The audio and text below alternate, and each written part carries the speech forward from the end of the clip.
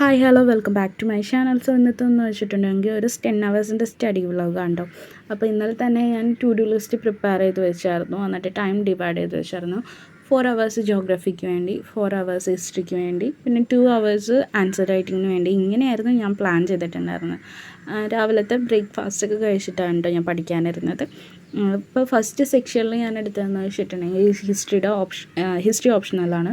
അപ്പോൾ ഹിസ്റ്ററി ഓപ്ഷണലിൻ്റെ കുറച്ച് notes make ചെയ്യാനുണ്ടായിരുന്നു. ഇപ്പോൾ ഫസ്റ്റ് സിലബസിൽ പറഞ്ഞൊരു പോർഷൻ ഉണ്ടല്ലോ, European penetration into India. ആ ഒരു ഇത് ഞാൻ കംപ്ലീറ്റ് ചെയ്തിട്ടുണ്ടായിരുന്നു. അപ്പോൾ നമുക്ക് നോട്ട് മേക്ക് ചെയ്യാനുണ്ട് ഇനി സിലബസിനനുസരിച്ച്.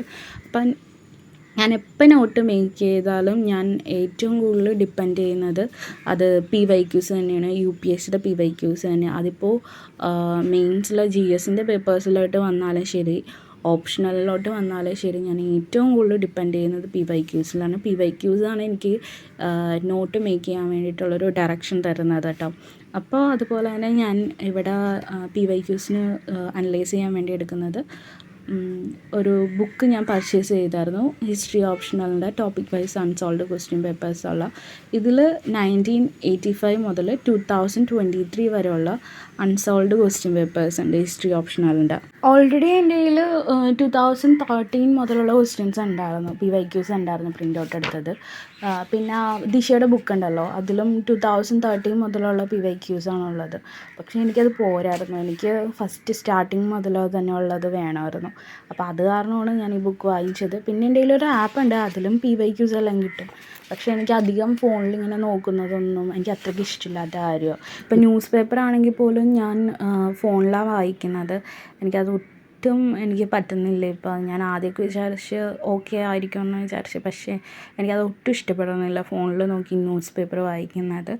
വൈകാതെ തന്നെ ഞാൻ ഹിന്ദുയുടെ ന്യൂസ് പേപ്പർ ഇവിടെ വരുത്തും. പിന്നെ ഞാൻ ഇവിടെ ചെയ്യുന്നത് എന്താണെന്ന് വെച്ചിട്ടുണ്ടെങ്കിൽ PYQs അനലൈസ് ചെയ്തിട്ട് അതിൻ്റെ കീവേഡ്സ് എഴുതി വയ്ക്കുക. കീവേഡ്സ് എഴുതി വയ്ക്കുക മാത്രമല്ല, അത് ആ ഒരു കീവേഡ് ഏതൊക്കെ തരത്തിൽ ചോദിച്ചിട്ടുണ്ട്, ഏതൊക്കെ ഡിമാൻഡ് എന്താണ് ആ ഒരു സർട്ടൻ ടോപ്പിക്കിൽ നിന്ന് UPSC എന്താണ് ഡിമാൻഡ് ചെയ്യുന്നത്, അതൊക്കെ ഒന്ന് ജസ്റ്റ് ഒന്ന് ഷോർട്ടാക്കിയിട്ട് ഒരു സ്റ്റിക്ക് നോട്ട്സിൽ എഴുതി വയ്ക്കുന്നതാണ് ചെയ്യുന്നത്. ഇത് പിന്നെയും ഫൈനലി നമ്മൾ ഒന്നും കൂടി റിവൈസ് ചെയ്തിട്ടായിരിക്കും നോട്ട് മേക്ക് ചെയ്യുന്നത്. ആ ഒരു പോർഷൻ ഒന്നും കൂടി വായിച്ചിട്ടായിരിക്കും മേക്ക് ചെയ്യുന്നത്. അപ്പോൾ നമുക്ക് ഇതിനനുസരിച്ച് നമുക്ക് നോട്ട് പ്രിപ്പയർ ചെയ്യാൻ പറ്റും ഇത് എടുത്ത് വെച്ചിട്ടുണ്ടെങ്കിൽ. ഇങ്ങനെ തന്നെയാണ് ഞാൻ GSൻ്റെയും ചെയ്യുന്നത്. ഫസ്റ്റ് റീഡിങ് ചെയ്ത് കഴിഞ്ഞ് സെക്കൻഡ് റീഡിങ്ങിൽ ഹൈലൈറ്റ് ചെയ്യും. എന്നിട്ട് തേർഡ് റീഡിങ്ങിൽ ഒന്നും കൂടി റിവിഷൻ ചെയ്തിട്ടായിരിക്കും, വായിച്ചിട്ടായിരിക്കും പിന്നെ PYQs ഒക്കെ നോക്കിയിട്ട് നോട്ട് മേക്ക് ചെയ്യുന്നത്. അപ്പോൾ എൻ്റെ 3 റീഡിങ് അങ്ങനെ കംപ്ലീറ്റ് ആവും. അപ്പോൾ ഫസ്റ്റ് ഇവിടെ ഇപ്പോൾ ഹിസ്റ്ററി നമ്മൾ നോക്കിക്കഴിഞ്ഞിട്ടുണ്ടെങ്കിൽ ഓപ്ഷണൽ തന്നെ ഞാനിപ്പോൾ എഴുതുന്ന നോട്ടെന്ന് വെച്ചിട്ടുണ്ടെങ്കിൽ European penetration into India, അതിന് ആ ഒരു സിലബസിനനുസരിച്ചാണ് നോട്ട് എഴുതുന്നത്. അപ്പോൾ അതിനെക്കുറിച്ചാണ് നോട്ട് എഴുതുന്നത്. ആ ഒരു സിലബസിൽ പറഞ്ഞ കാര്യങ്ങളെല്ലാം ഞാൻ ടെക്സ്റ്റിൽ ഇപ്പോൾ 2 ടെസ്റ്റിലായാലും അത് കംപ്ലീറ്റഡ് ആണ്, റിവിഷനും കഴിഞ്ഞു. അപ്പോൾ എനിക്കപ്പോൾ അത്യാവശ്യം കാര്യങ്ങളെ കുറിച്ച് എല്ലാം മനസ്സിലായി. ഇനി ഉള്ളതെന്ന് വെച്ചിട്ടുണ്ടെങ്കിൽ റെഡി ഫോർ ദ മെയിൻസ് ആയിട്ടുള്ളൊരു നോട്ട്സ് നമുക്ക് വേണം. അപ്പോൾ ഞാനത് തന്നെത്താൻ പ്രിപ്പയർ ചെയ്യാമെന്നാണ് വിചാരിക്കുന്നത്. പിന്നെ നിങ്ങൾ നോട്ട്സ് പ്രിപ്പയർ ചെയ്യുമ്പോൾ സിലബസിനനുസരിച്ച് പ്രിപ്പയർ ചെയ്യുന്നതായിരിക്കും നല്ലത്. ഇപ്പോൾ പ്രത്യേകിച്ച് ഓപ്ഷണലിൻ്റെ കാര്യത്തിൽ ഇപ്പോൾ ഇവിടെ ഞാൻ സിലബസിനനുസരിച്ച് നോട്ട് പ്രിപ്പയർ ചെയ്യുന്നത്. സിലബസ് ഒന്ന് വായിച്ച് നോക്കിയിട്ട് എന്നിട്ടാണ് ഞാൻ PYQs നോക്കുന്നത്. അപ്പോൾ ഇപ്പോൾ സിലബസിൽ നോക്കുകയാണെങ്കിൽ എനിക്ക് പറഞ്ഞിരിക്കുന്നത് എന്താണെന്ന് വെച്ചാൽ European penetration into India, അതിൽ തന്നെ താഴെ കൊടുത്തേക്കുന്നതാണ് early European settlement, the Portuguese, the Dutch, the English, the French East India companies, the struggle for supremacy, Carnatic war, Bengal, the conflict between the English and the Nawab of Bengal, Siraj and the English, the Battle of Plassey, significance of Plassey. ഇത്രയാണ് ആ ഒരു first ഇതിൽ കൊടുത്തേക്കുന്നത് modern ഇന്ത്യയുടെ. അപ്പോൾ ഇതിന് നമുക്ക് ഇപ്പോൾ ഇങ്ങനെ നോക്കിക്കഴിഞ്ഞിട്ടുണ്ടെങ്കിൽ നമുക്ക് ഇമ്പോർട്ടൻ്റ് ഏരിയാസ് ഏതൊക്കെയാണെന്ന് നമുക്ക് സിലബസിലൂടെ മനസ്സിലാകും. പക്ഷേ ഈ ഇമ്പോർട്ടൻ്റ് ഏരിയാസിൽ നിന്ന് UPSC അങ്ങനെ ക്വസ്റ്റ്യൻസ് ചോദിക്കുമെന്ന് അറിയാൻ വേണ്ടിയിട്ട് നമുക്ക് PYQസിൻ്റെ ഹെൽപ്പ് തേടേണ്ടി വരും.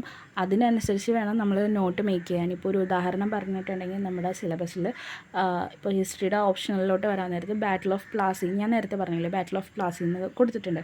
പക്ഷേ ഈ battle of Plassey, significance of Plassey ഇത്രയാണ് കൊടുത്തേക്കുന്നത് സിലബസിൽ. പക്ഷേ ഇതിൽ നിന്ന് UPSC എങ്ങനെ ചോദിക്കും എന്ന് നമുക്ക് അറിയാൻ വേണ്ടിയിട്ട് നമുക്ക് ക്വസ്റ്റ്യൻസ് PYQs നോക്കേണ്ടി വരും. ഇപ്പോൾ 1757 ഇന്ത്യയുടെ മിഡിൽ ഏജ്, അതായത് മെഡീവൽ പീരീഡ് എൻഡായിട്ട് മോഡേൺ ഏജിലോട്ട് ഇന്ത്യ കടന്നു. സോ ഈ ഒരു സ്റ്റേറ്റ്മെൻറ്റ് ഇതൊരു കമൻറ്റ് ചെയ്യാൻ പറഞ്ഞിട്ടുണ്ട്. പിന്നെ ബാറ്റിൽ ഓഫ് പ്ലാസി ഒരു ഗ്രേറ്റ് ബാറ്റിലല്ല, പക്ഷേ ഒരു ഗ്രേറ്റ് ബാറ്റിൽ ഓഫ് ബീട്രയൽ ആണ് എന്ന് പറഞ്ഞിട്ട് കൊടുത്തിട്ടുണ്ട്.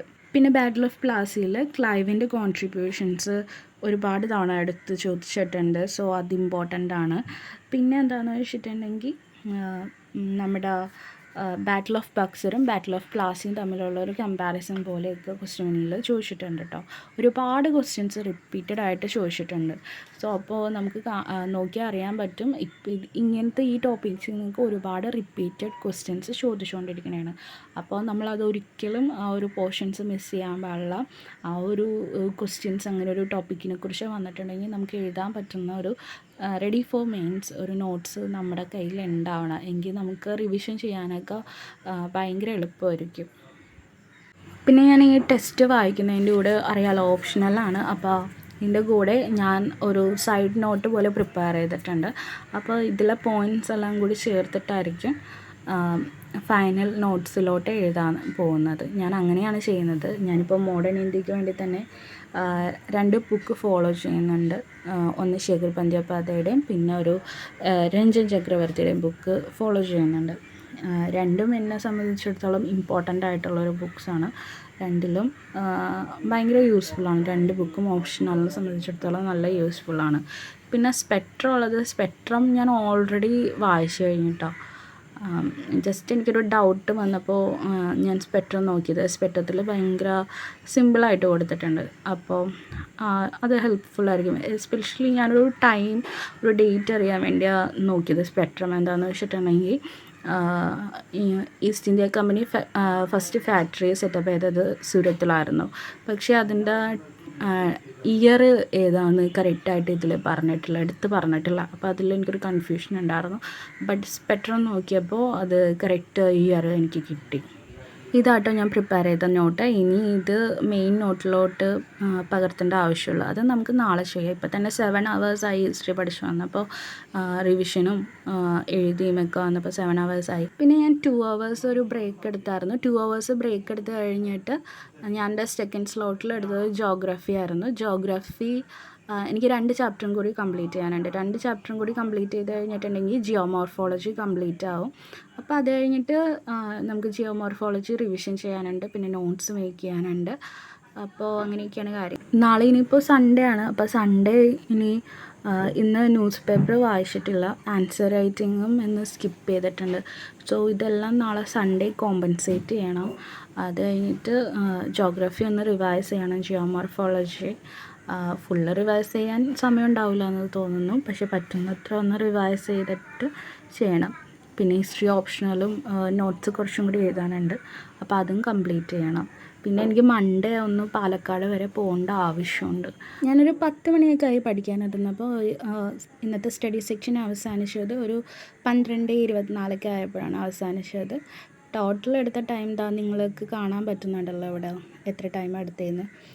10:51 എടുത്തിട്ടുണ്ട്. സോ അത്രേ ഉള്ളൂ ഇന്നത്തെ വീഡിയോ. അടുത്തൊരു വീഡിയോ ആയിട്ട് കാണുന്നവരെ ബൈ ബൈ, ടേക്ക് കെയർ.